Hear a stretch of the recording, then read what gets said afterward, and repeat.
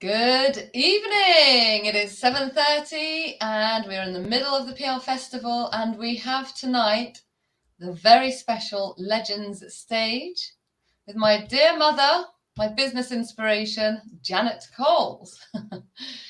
Say hello, everybody. Hello, everybody. She's behaving very well tonight. So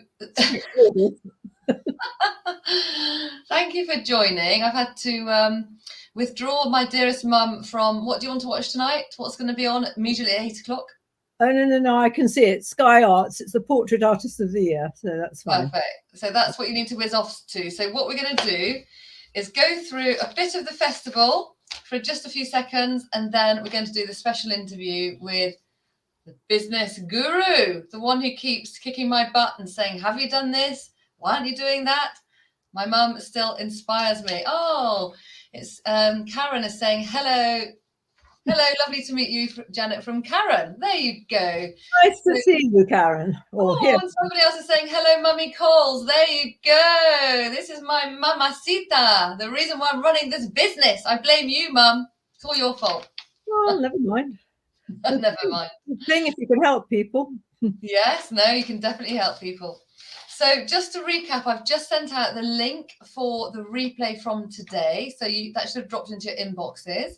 And with a very special reminder about your invitation to join the PR Mastery, and the first 10 people to join are going to get an exclusive one-on-one half-hour chat with me, so I can help you through your press PR nuggets, your golden nuggets, reasons why you should be pitching to the press, how you should be pitching to the press. If you've got any queries, I can actually phone a friend. I can always get my mum on the call as well.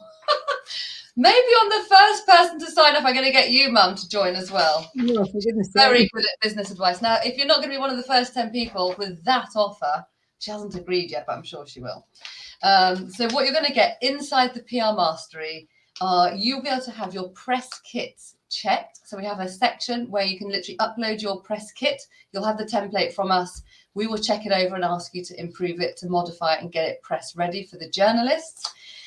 We also provide you with lots and lots of email templates and press release templates. So if you want your press release or your email pitch checked over, we will critique it for you with lovely, tough love.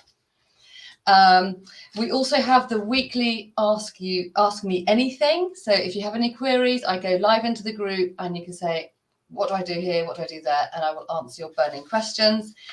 Every day or every other day, we drop into the group PR opportunities, and we always make sure that there is the email for the journalist, because working with PR agencies, what I learned, because I have worked with 3 of them, they simply don't want to share the details, and I'm totally the opposite. I love you to know who to contact. So it's not going to be such a hard struggle, because a big question for many people is, how do I get the media contacts? Well, join the group and we'll share them with you. And also you'll join the Facebook group, and there'll be a lot of Facebook networking, and also we do masterclasses. So it's a no-brainer to join, particularly if my mum has agreed to do a power half hour. Anyway, without further ado, I want to ask you a bit of history about your business. So my mum, the lovely Janet Coles, set up her business at the kitchen table when I was a young child. We are of 4. There are 4 siblings. So, Mum, why don't you tell us what your very first business was? Over to you. Well, when you were very young, your dad and I started up. He liked woodworking, and he started up a company making wooden toys. They were very popular in the day.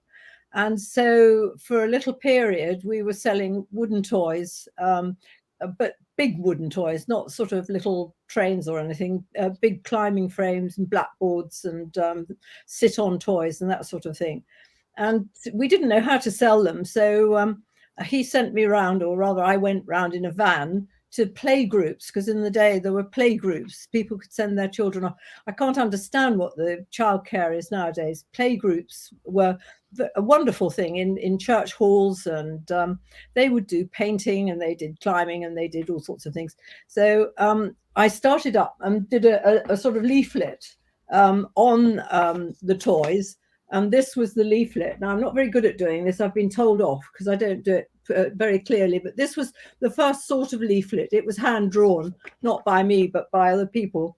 And so this was chugging along. We were selling paints and art materials. And then we went one summer on holiday to Paris. A friend had invited us to go and stay there. And we were going walking down on a very hot day with these 4 small children. I think Amanda would have been about, what were you, Amanda, about 12? Or yeah, around that age, yeah. And we stopped outside this little shop on the Ile de la Cité, which is just sort of near Notre Dame. And everybody, there were all these people inside with all this sparkling glass beads and jewelry hanging up in the window. And it was fascinating. And we went in and we bought rather a lot of these beads. We went back to the flat we were staying in, and we started making up little necklaces and everything. And the person whose flat we were borrowing, he was in the toy industry as well, because we'd met him through our toy contacts. And he said, oh, well, there's a wholesaler here in Paris, and you could buy beads from them.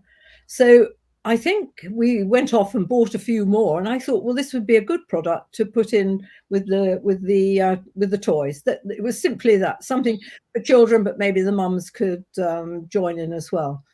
And I think the only way to sell something is to actually try and illustrate it and everything. So I started off very much doing everything by hand, and I found this. I can't believe it. This was a sort of page of, can you see it, of sort of earring constructions, which I'd drawn out by hand and printed or photocopied and written everything out by hand. So everything was very do it yourself.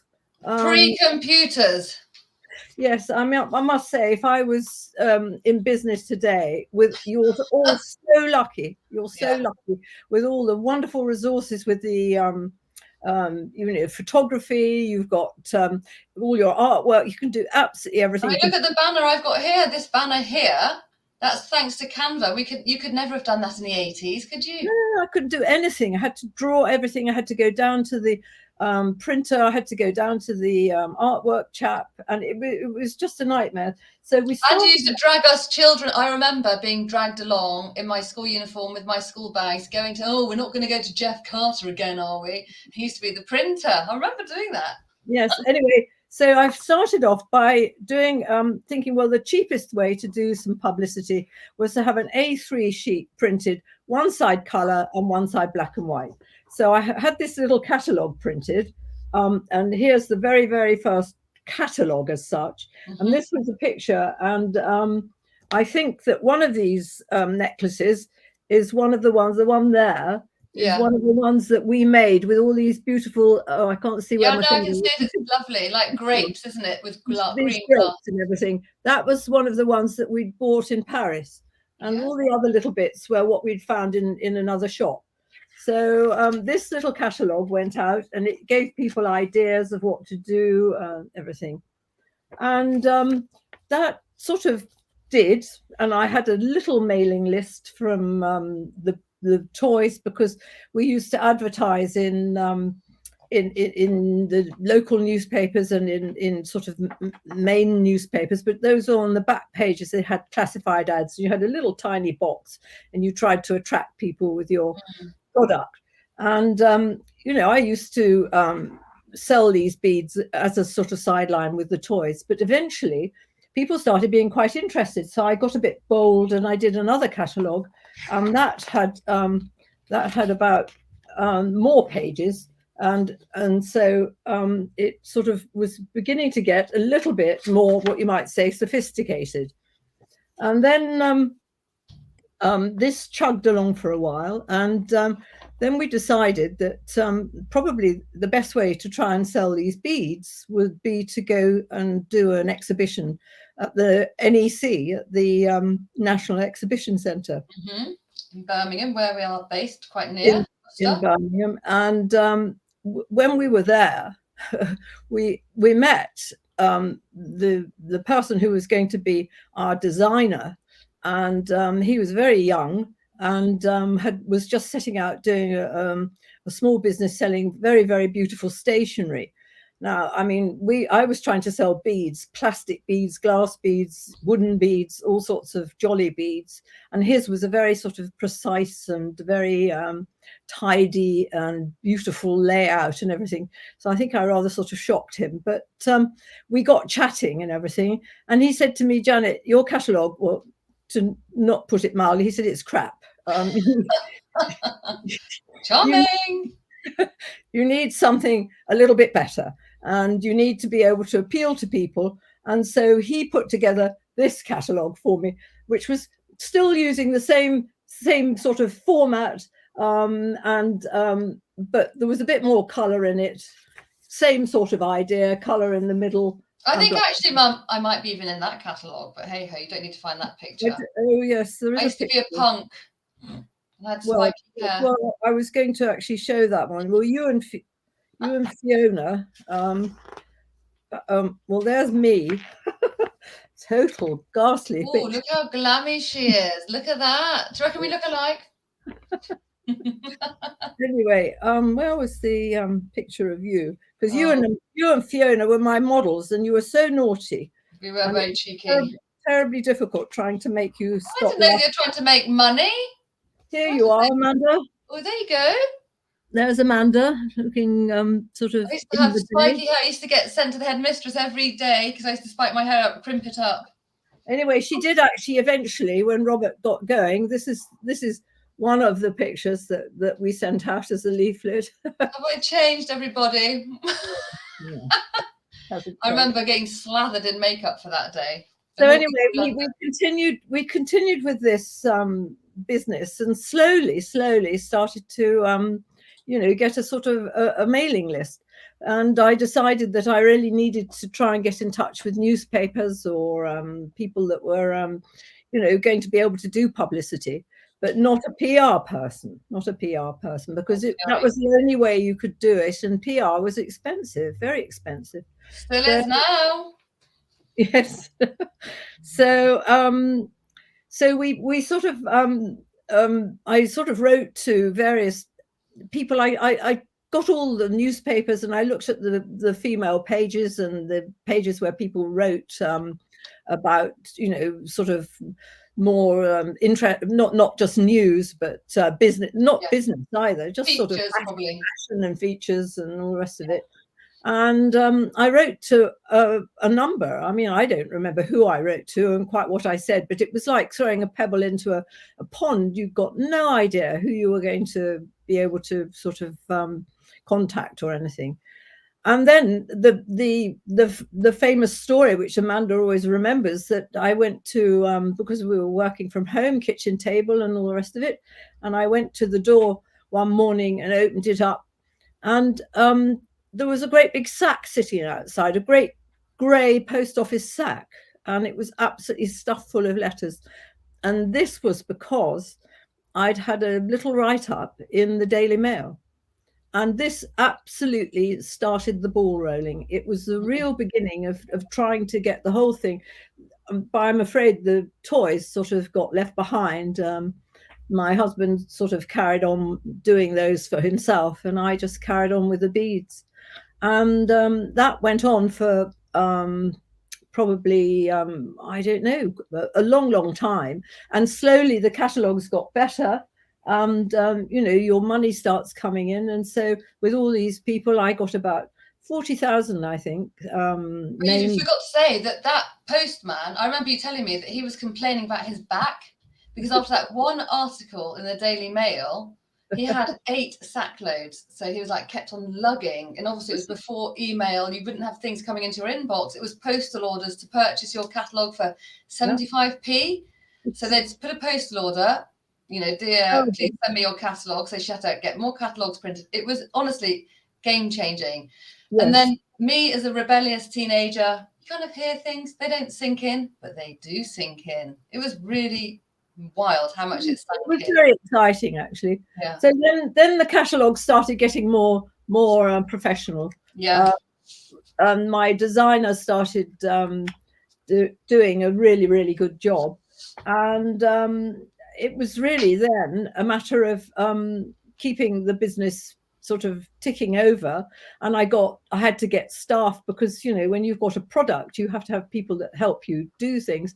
And we were sort of beginning to burst out of working from home. I must have had 10 people working in the house, still in the same house actually, and it was fantastic.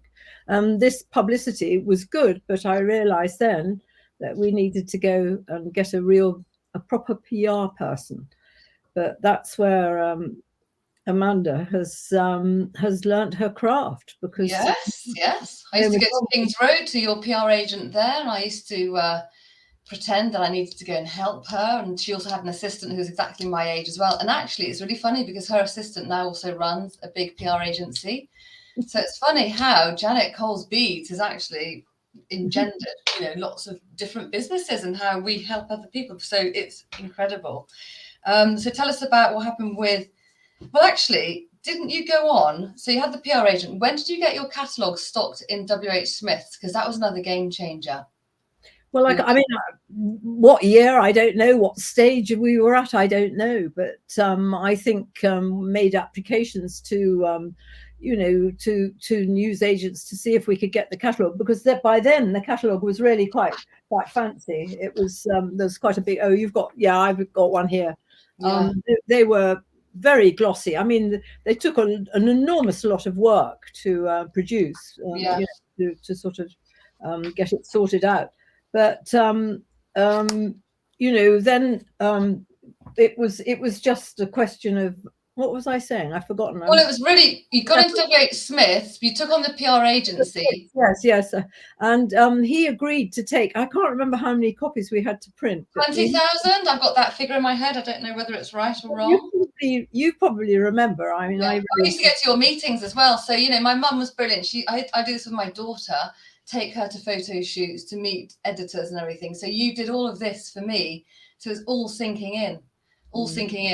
And also, because you took on the PR agent, Theo, I used to have, you know, I used to love going to London. And so it was my excuse, because journalists would request the samples of the beads. Do you remember? They'd say, oh, can we borrow this bracelet? We're going to go on a shoot to Barbados. You know, can you lend us some items? Mm-hmm. So we would pack them off. And the thing is that journalists, it's all very well you packing them off and, you know, send it free because you think you're going to get a mention. Then they come back from their shoot in Barbados, and then literally it's just at the bottom of the wardrobe in Woman's Own or any of these, you know, fashion cupboards. So I used to have to go to these big magazine houses and say, hello, you've borrowed some of our stock. Please may I go and get it back? So again, that was another way for me to understand how the magazine houses ran. So that was really interesting.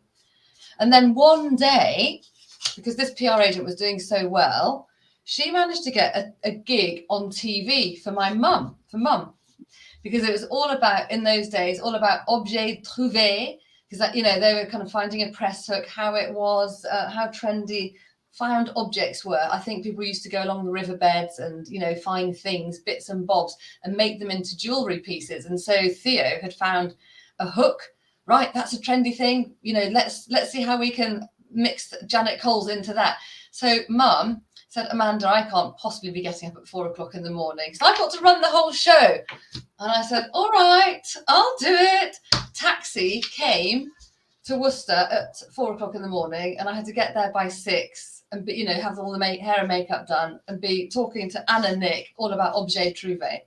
We recorded it, but God knows where that is. So that was another crazy PR intro. It's like, oh my God, what? I don't even believe I actually did it, but I did do it. Anyway, but that was another reason. But then you always remember about getting on to one of your biggest things was the Country Living explosion. Why don't you tell us about that? The Country Living magazine. Yeah. Well, that was does Country Living still run? I don't know. It was yes, brilliant. Magazine. Yeah, that one does. It's extraordinary because, I mean, I've, you know, been retired for donkey's years now, and I go to an art group, and somebody at the art group said to me, your name looks familiar. I'm going to go and look out my magazines. And she rushed off and came back with this magazine. I mean, it was sort of 20 years later or something or other. And so she kept it because she liked the story. And we got a color spread of about 4 pages in this magazine. Yeah. I mean, it's really good. And so, it was all publicity. And that was how the name sort of gets passed from pillar to post, and people then will write about it, because journalists, if they see something that's working, they think, oh, well, we'll have a go at that as well. And so it was brilliant. Well, it's the PR snowball. So you get put in one bit, another journalist thinks, oh, that's interesting. I mean, I remember you doing a shoot it was a Sunday supplement, and you had to lie down in a bed of beads, and you were called Queen Bead, like Queen, you were the bead of the globe or something like that, because you used to source your beads from all around the world. Do you remember? You've got all the books, all the press cuttings and everything. I've got the press cuttings, but it was really funny because you had to lie down like that, and they did an aerial view photograph of you. And that was really great. And then my mum literally she was a household name at that stage. Well, then it got really good, because then Robert, who was the designer, and I, we got this book sorted out. That was the Pauline Kindersley book, which was really good.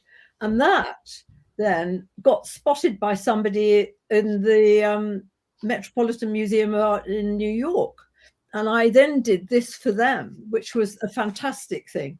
It was really good. And in fact, what pains me a bit is the fact that the beads in it, because it's a beautiful packaging with a metallic clasp.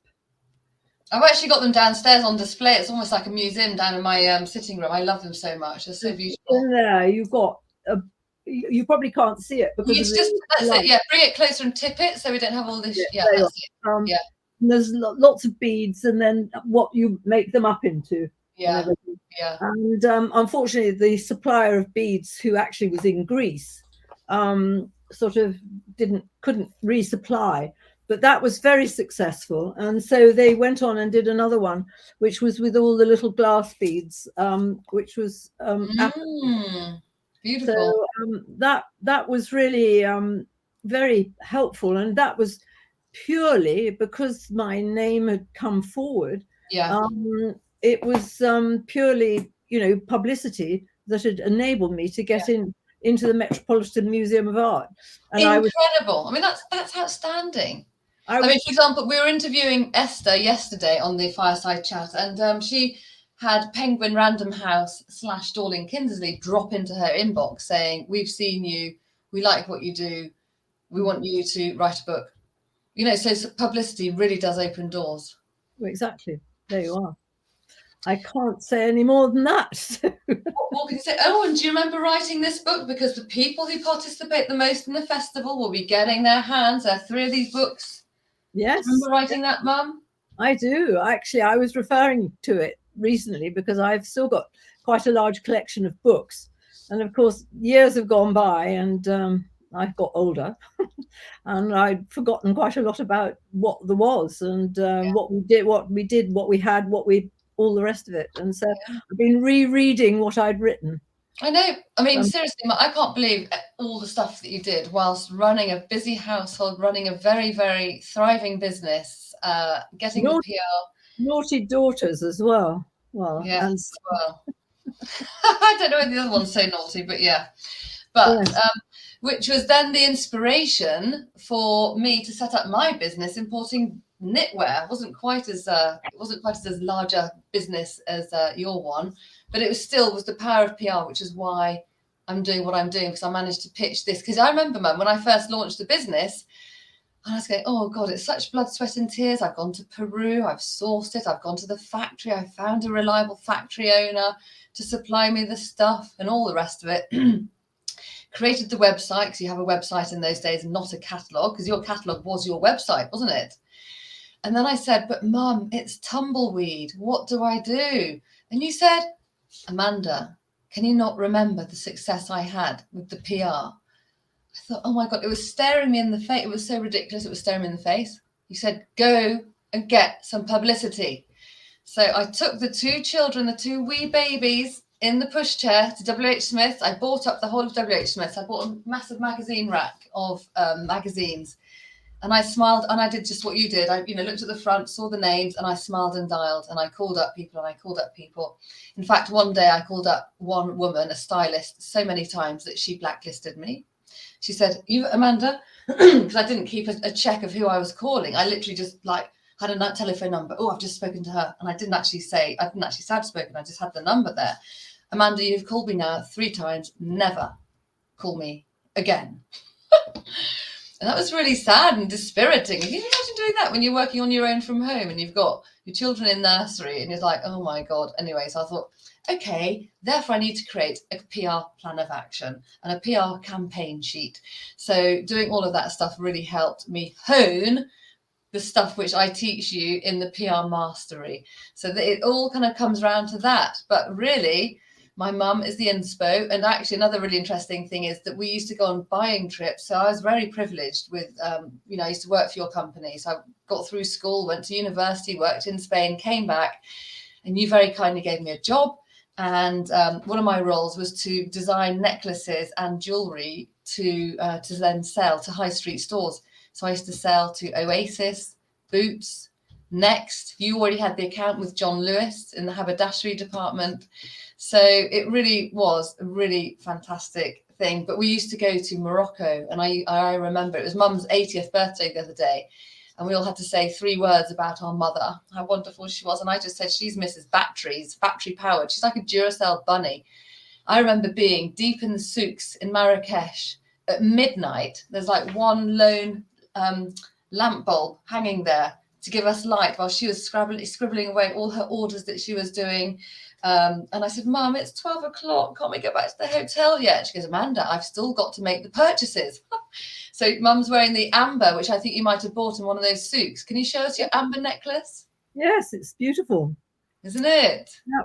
Yes, I mean, I can't believe, the advances that have been made. I mean, to have a phone like this and to be able to take photographs with it, to be able to communicate with it and do everything is just unbelievable, because I had to rely on the graphic artists, this, that, and the other. I had to draw things. The only thing that I could do was type, and I typed all my all my text and everything. I would sit up all night doing this on the computer, and it was before there was Windows. Windows hadn't come in my business. We closed it before Windows even started. I would have loved it, absolutely loved it. And I think, to take advantage of all the modern facilities now is very, very important. So all of you who are doing your businesses, whatever you're doing, I think, you need to sort of just sort of use all the tools that are at your fingertips. And with Amanda's recommendations, I mean, I think that it sounds fantastic. I can't believe it. That you could have taught how to do it yourself, golly, instead of stabbing in the dark. Yeah. I mean, I created this business because when I was selling the berets and everything, the knitwear, I literally was constantly doing Dr. Google how to write a press release. I was looking for something that I provide now. So, and that's so many people, I don't know whoever is watching, has actually set up a business because you couldn't find what you needed at the time. I'd love to see your comments. But I'm very aware, we've got so many lovely feedback comments. Thank you everybody for joining. Hella, Lippy, Carolyn, Viva, Marianne, Sophie, Karen, Marianne, Viva, Mike, thank you so much for all of your comments. Lisa's watching. It's really great to have you here. But yeah, what's this here? The acorn hasn't fallen far from the oak tree. Oh, that's a bit of a tearjerker. Who said that? Anyway, it's so lovely. And actually, I have wanted to interview my mummy for a long, long time and get her live on one of these events. So I'm so pleased. In her 80th, she's literally, how many days ago were you 80? Literally. Oh, be quiet. No, I wasn't 80. I was. Oh my God. And do you know what she did the other day? Well, not the other day, a few months ago, my mum stood for 10 hours in the queue with me and my sister to go and see the Queen in state. That's the kind of person that you're watching. And look at the get up and go that she has, the batteries that she has.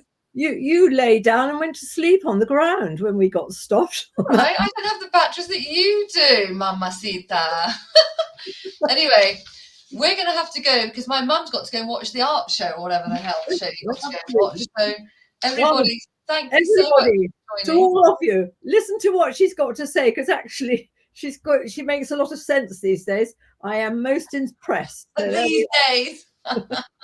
These days, yes. Not like when we were fighting, when you were working for me, saying, "Oh, I think I need a siesta." This was when she was working from home in the lunch hour. She would disappear off to her bedroom. It was disgraceful. I had all this staff here, but she was very young then. So. I was very young. I don't do such things as siestas. So anyway, get a wiggle on, become a member of the PR Mastery, and maybe we can get my mum to do a special masterclass in running a kitchen table successful business. Thank you everybody for joining. It's been really great, and thank you for all your love hearts and all the rest of it. And I'll see you tomorrow. It's all about the PR Snowball, so make sure you're there at 12 o'clock sharp and wear your hats and your festival outfits, and we will see you there. And it's the last day. Woohoo! But if you want to continue with all this magic, you just need to join the PR Mastery. Okay, thank you everybody for joining us. Bye. Good night. Bye.